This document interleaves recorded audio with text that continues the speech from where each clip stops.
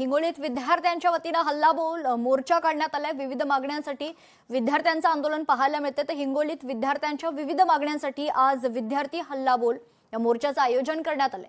MPSC आणि TET परीक्षा offline पद्धतीने घेण्यासह स्टेनोग्राफर पदांची नियमित भरती, पोलीस भरती 2026 जाहीर करावी अशा प्रमुख मागण्या विद्यार्थ्यांनी केल्यात। मोर्चेकरी विद्यार्थ्यांशी संवाद साधलाय। लोकशाही मराठीचे प्रतिनिधी उमेश चक्कर यांनी पाहिलं।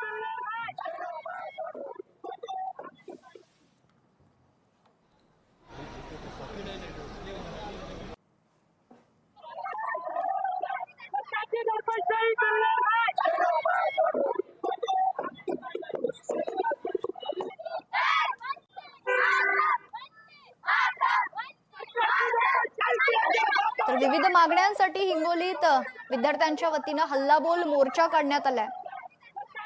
या मोर्चात विद्यार्थ्यांनी आपल्या विविध मागण्या मांडल्या।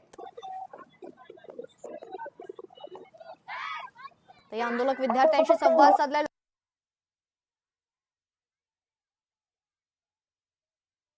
माझ्यासोबत काही विद्यार्थी आहे, मोर्चा आहे काय भावना आहेत? महाराष्ट्र शासनातल्या सामान्य प्रशासन विभागाच्या ज्या मॅडम आहेत, वीराधा मॅडम, त्यांनी विद्यार्थ्यांवर अन्याय केलेला आहे। कारण 5 मे रोजी वीराधा मॅडमनी एक जीआर काढलाय की स्टेनोचं पद रद्द झालं पाहिजे। आमची या ठिकाणी मॅडमला मागणी आहे की मॅडम, महाराष्ट्रामध्ये हजारो विद्यार्थी स्पर्धा परीक्षेची तयारी करतात, स्टेनोची तयारी करतात।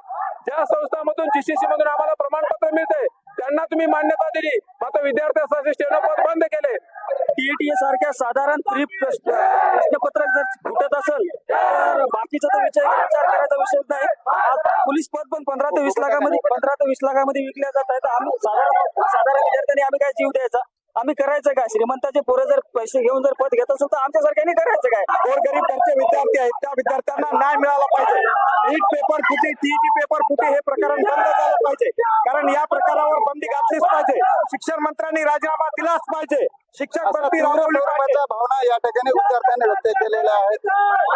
लोकशाही मराठी उमेश चक्कर, हिंगोली। लोकशाही मराठी ऐका, पहा, जागरूक रहा।